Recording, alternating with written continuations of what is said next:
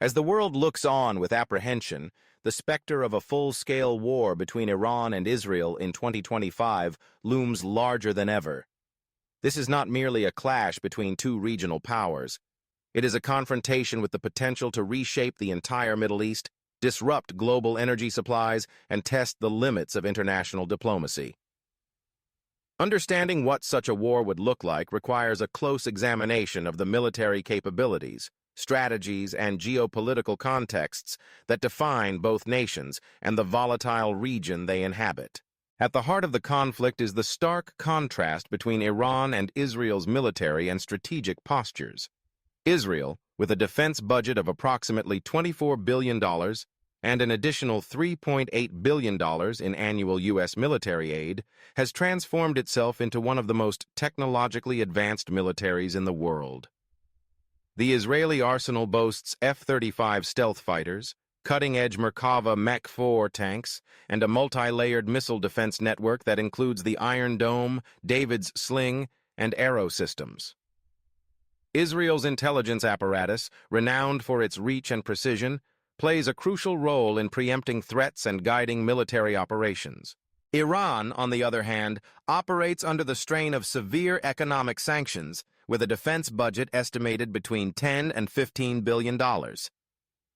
Yet, Iran has adapted to these constraints with ingenuity and strategic patience. Its military doctrine is rooted in asymmetric warfare, emphasizing deterrence, attrition, and the projection of power through proxies. Iran's arsenal includes a formidable array of ballistic and cruise missiles, a growing fleet of attack drones, and a network of allied militias spread across Lebanon, Syria, Iraq, and Yemen. The Iranian Revolutionary Guard Corps, particularly its Quds Force, orchestrates much of this regional influence, leveraging partners like Hezbollah in Lebanon and various Shia militias in Iraq and Syria. In the opening days of a hypothetical 2025 war, Israel would likely seek to establish air superiority and cripple Iran's offensive capabilities as quickly as possible. Drawing on its Air Force's precision strike capabilities, Israel would target Iran's missile launch sites, air defense batteries, and, most critically, its nuclear facilities, including heavily fortified installations like Fordow and Natanz.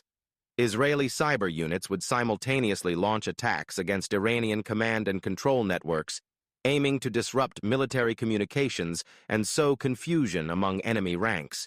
Iran, fully aware of its conventional disadvantages, would respond with a barrage of ballistic missiles aimed at Israeli air bases, military installations, and major cities. The goal would be to overwhelm Israel's missile defenses through sheer volume, inflicting damage, sapping morale, and demonstrating capability. At the same time, Iran's allies, chiefly Hezbollah, would open new fronts by launching thousands of rockets and drones from Lebanon into northern Israel, targeting civilian and military infrastructure alike.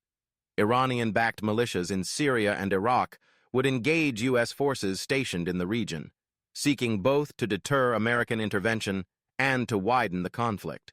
The battlefield would not be limited to the skies and missile arcs.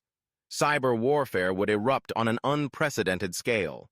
Both Israel and Iran possess sophisticated cyber capabilities and critical infrastructure on both sides, including power grids, water systems, and communications networks, would be prime targets. Iran, which has previously demonstrated its ability to disrupt Israeli systems, would aim to inflict maximum economic and psychological damage, while Israel would target Iranian oil facilities, military logistics, and government databases.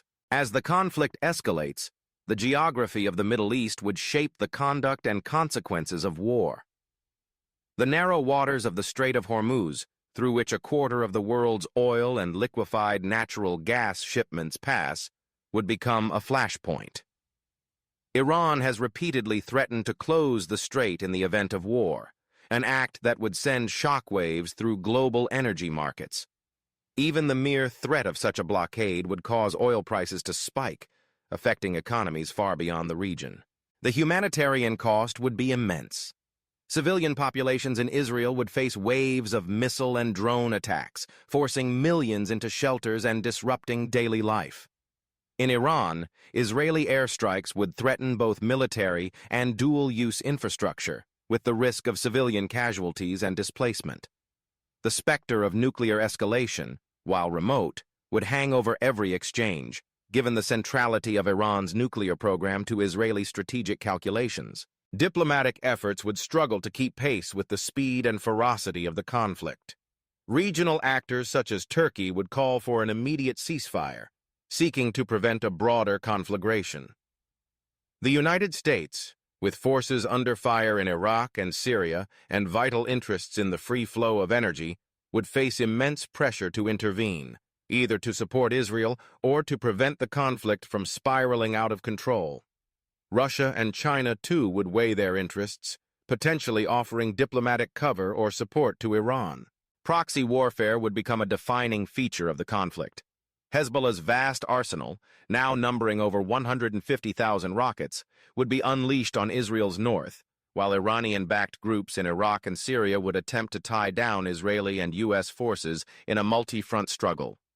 Yemen's Houthi rebels, armed with Iranian missiles and drones, could target shipping in the Red Sea and the Gulf of Aden, further threatening global trade. The broader regional implications would be profound. Gulf Arab states, though wary of Iran's regional ambitions, would be deeply concerned about the instability and economic disruption caused by all-out war. Some might offer quiet support to Israel, sharing intelligence or logistical assistance, while others would urge restraint and push for rapid de-escalation. In the end, a war between Iran and Israel in 2025 would not be a short, decisive contest. It would be a grinding, multifaceted struggle, marked by high-tech weaponry, proxy battles, cyber attacks, and enormous risks for civilians across the region. The global economy, especially energy markets, would face severe turbulence, and the danger of escalation, potentially drawing in the world's great powers, would remain ever present. Only through sustained diplomatic engagement and a recognition of the catastrophic costs of war can the region hope to step back from the brink. As history has shown, the path to peace in the Middle East is fraught with peril, but the alternative, a war between Iran and Israel, would be far more devastating for the region and the world.